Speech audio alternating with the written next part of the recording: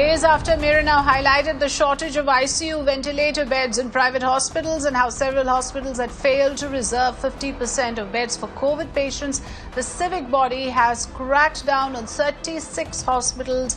The BBMP has now issued show cause notices to 36 private hospitals. Neha Hibali tracking this story for us.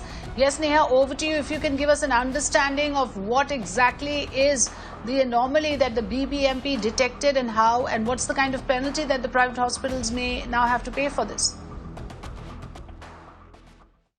Well, Afrida, in fact, it was just about 2 days ago that, we carried a story where we highlighted how several COVID patients across the city were suffering owing to a shortage of ICU ventilator beds. We saw how people either had to wait for hours to get an ICU ventilator bed, and how people were also, succumbing or losing their loved ones simply because the government had not made arrangements for sufficient COVID-19 ICU ventilator beds. Now, shortly after this, we also discovered that what the BBMP and the government claimed was that 50% of beds that were supposed to be reserved by private hospitals for the treatment of COVID patients hadn't been done. There were several private hospitals that were violating this norm, despite the Private Hospitals Association claiming that all hospitals had reserved 50% of the beds.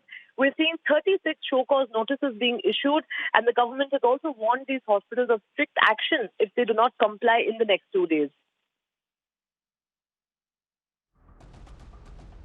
Okay, stay with us, Neha. More news coming in from Karnataka.